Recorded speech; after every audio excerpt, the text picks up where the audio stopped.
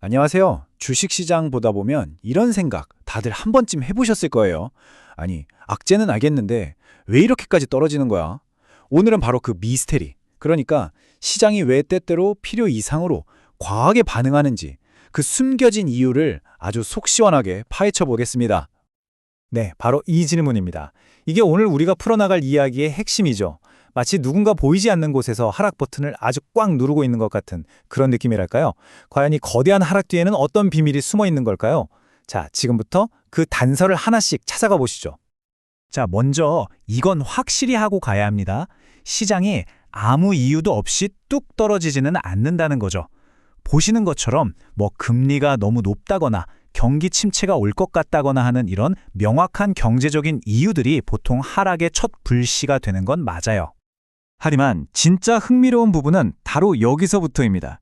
이 작은 불씨를 순식간에 걷잡을 수 없는 산불로 만들어버리는 일종의 가속장치들이 존재한다는 사실이죠. 지금부터 마치 양파 껍질을 벗기듯이 그 강력한 세 가지 증폭 요인을 하나씩 파헤쳐 보겠습니다. 첫 번째 증폭 요인은 놀랍게도 바로 우리 자신입니다. 네, 바로 인간의 심리죠. 어떻게 보면 가장 잘 알 것 같지만 사실 시장에서는 가장 예측하기 힘든 변수가 바로 우리 마음이거든요. 그 중심에는 손실회피라는 심리가 있습니다.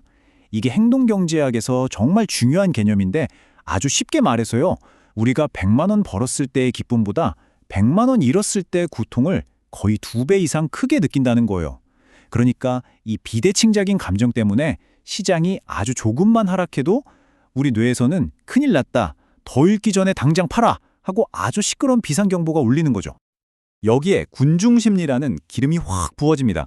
옆 사람이 파니까 저 사람도 파네? 나만 지금 바보처럼 들고 있는 거 아니야? 하는 공포가 순식간에 퍼지는 거예요. 이때부터는 뭐 이성적인 분석 이런 거 없습니다. 그냥 남들이 하니까 뒤처지기 싫어서 따라하는 본능적인 탈출 행렬이 시작되는 거죠. 이걸 우리가 패닉셀링이라고 부릅니다. 이 저울을 보시면 딱 감이 오시죠. 한쪽에는 차가운 데이터를 기반으로 한 합리적인 분석이 있고 다른 한쪽에는 뜨거운 공포가 있습니다. 안타깝게도 하락장에서는 이 저울이 거의 항상 공포 쪽으로 기울어지기 마련이죠. 하지만 인간의 심리만 탓할 수는 없습니다. 이제는 시스템 자체에 내재된 문제를 들여다볼 차례입니다. 자, 이제 두 번째 증폭 요인으로 넘어가 보죠. 이번엔 조금 기술적인 이야기일 수 있는데요. 바로 금융 시스템 내부에 숨겨진 톱니바퀴, 파생 상품에 대한 이야기입니다.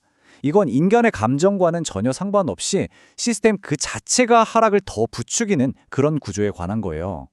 이게 좀 복잡해 보이지만 핵심은 델타 해칭이라는 연쇄 반응입니다. 제가 아주 쉽게 비유해 드릴게요. 투자자들이 주가가 떨어지면 돈을 받는 보험, 즉 풋옵션을 산다고 생각해 보세요. 근데 진짜로 시장이 뚝 떨어지면 이 보험의 가치가 엄청나게 치솟겠죠? 그럼 이 보험을 판매한 금융기관들은 막대한 보험금을 물어줄 위험에 처하게 됩니다. 그럼 이 위험을 줄이려고 어떻게 할까요? 바로 보험 대상인 주식을 시장에 내다 팔기 시작하는 거예요. 자, 그런데 모두가 이런 식으로 주식을 팔면 어떻게 될까요? 맞습니다. 주가는 더 떨어지겠죠? 그럼 보험 가치는 더 오르고 금융기관은 더 많은 주식을 팔아야만 하는 최악의 악순환이 시작되는 겁니다. 자, 이제 마지막 퍼즐 조각을 맞춰볼 시간입니다. 바로 기계의 등장이죠. 요즘 시장은 사실 우리 인간이 아니라 감정도 없고 공포도 모르는 초고속 알고리즘들이 지배하고 있거든요. 그리고 바로 이 기계들이 하락을 어떻게 증폭시키는지 알게 되시면 아마 깜짝 놀라실 겁니다. 원래는 아주 간단합니다. 많은 투자자들이 컴퓨터에 이 가격 밑으로 떨어지면 묻지도 따지지도 말고 무조건 팔아줘, 이렇게 손절매 주문을 미리 걸어둬요.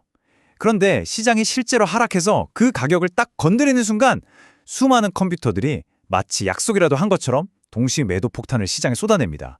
이 매물 폭탄이 주가를 더 끌어내리면 그 아래 가격대에 설정되어 있던 또 다른 손절매 주문들이 연쇄적으로 펑펑 터지겠죠. 인간이 뭐 어떻게 해볼 틈도 없이 기계가 기계를 부르는 하락의 도미노가 시작되는 겁니다. 바로 이런 기계들의 폭주를 막기 위해 만들어진 최후의 안전장치가 바로 서킷 브레이커입니다. 시장에 완전히 이성을 잃고 너무 빠르게 추락할 때 강제로 거래를 딱 멈춰서 모두를 진정시키는 일종의 긴급 브레이크인 셈이죠. 근데 역설적이게도 이 서킷 브레이커가 발동됐다는 뉴스 자체가 이미 시장이 인간의 통제를 벗어났다는 아주 강력한 신호이기도 합니다. 자, 이제 지금까지 흩어져 있던 모든 퍼즐 조각들을 한번 맞춰보겠습니다. 인간의 심리, 금융 시스템, 그리고 기계. 이 세 가지가 도대체 어떻게 결합해서 우리가 보는 시장의 과잉 반영을 만들어내는지 그 전체 그림을 확인해 보시죠. 이 그림 하나면 오늘 이야기 거의 다 이해하신 겁니다. 보세요. 고금리 같은 근본 원인이 작은 불씨를 던집니다. 하지만 이 작은 불씨에 기름을 붓고 활활 타오르게 만드는 건 바로 인간의 공포, 시스템의 연쇄 반응, 그리고 기계의 자동 매도라는 이 세 가지 가속장치인 거죠. 오늘 분석의 핵심, 바로 이 세 가지 동력입니다. 다시 한번 정리해 볼까요? 우리의 본능이 공포를 만들고 금융 시스템이 매도를 강제하고 마지막으로 기계가 그 하락에 엄청난 속도를 붙이는 것. 이게 바로 하락장을 만드는 완벽한 폭풍의 공식인 셈이죠. 그러니까 결론은 아주 명확합니다. 펀더멘탈은 그저 첫 번째 도미노를 살짝 건드리는 역할일 뿐이에요.